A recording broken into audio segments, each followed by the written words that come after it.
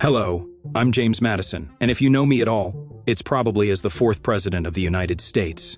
But that title, while meaningful, barely scratches the surface of a life I dedicated to building something unprecedented, a nation founded on ideas rather than bloodlines, on reason rather than tradition. I was born in 1751 in Virginia, the eldest of 12 children. My father owned a tobacco plantation, and I grew up witnessing both the prosperity and moral contradictions of colonial life. From an early age, I was more comfortable with books than with people, a quiet observer who preferred listening to speaking. At Princeton, then called the College of New Jersey, I discovered the works of Enlightenment thinkers like John Locke and Montesquieu. These philosophers argued that government should serve the people, not the other way around.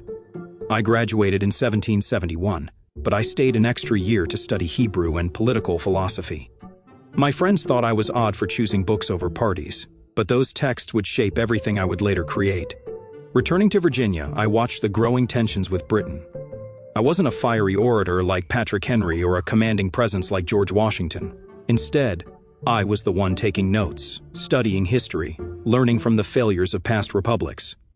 I became convinced that most governments failed because they either gave too much power to one person or couldn't balance competing interests. During the Revolution, while others fought on battlefields, I fought in legislatures. I served in Virginia's government and later in the Continental Congress.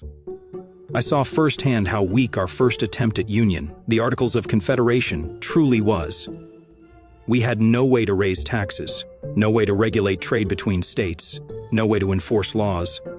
We were 13 separate countries pretending to be one nation. The breaking point came with Shays's rebellion in Massachusetts. Farmers, crushed by debt, took up arms against their own state government. It became clear that our loose confederation couldn't handle internal conflicts, let alone external threats. In 1787, I arrived at the Constitutional Convention in Philadelphia with trunks full of books and a detailed plan.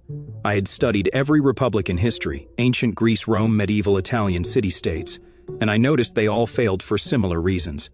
Either they became tyrannies, or they collapsed into chaos. My solution was radical: create a large republic with multiple levels of government, each checking the other's power. I called it federalism.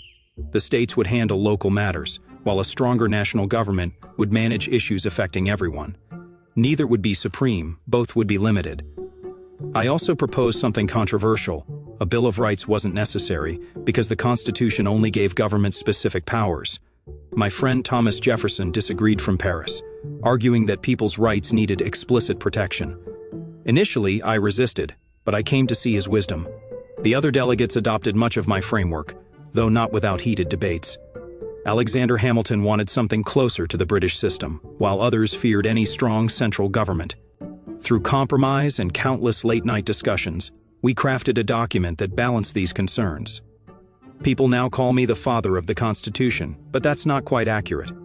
The Constitution had many parents. I was perhaps its architect, but it required dozens of builders to make it reality. When ratification faced opposition, I promised to add a Bill of Rights. As the first congressman from Virginia, I drafted what became the first 10 amendments. These weren't afterthoughts, they were essential protections for individual liberty against government overreach. Soon political parties emerged, though we hadn't planned for them. I found myself leading the Democratic Republicans alongside Jefferson, opposing Hamilton's Federalists. We disagreed fundamentally about America's future. Hamilton wanted a commercial, industrial nation modeled on Britain, while we envisioned an agricultural republic of independent farmers. My presidency, from 1809 to 1817, was dominated by the War of 1812. Critics called it Mr. Madison's War, and they weren't entirely wrong. I believed we had to fight Britain again to prove our independence was real. The war went poorly at first. The British even burned Washington, but we ultimately prevailed. Americans finally felt like a truly independent nation. After leaving office, I returned to Virginia, where I worked on my most important project, preparing my detailed notes from the Constitutional Convention for publication. I wanted future generations to understand not just what we decided, but why we decided it. I died in 1836, having lived to see our constitutional experiment succeed beyond my wildest hopes. 24 states had joined the original 13, and peaceful transfers of power had become routine.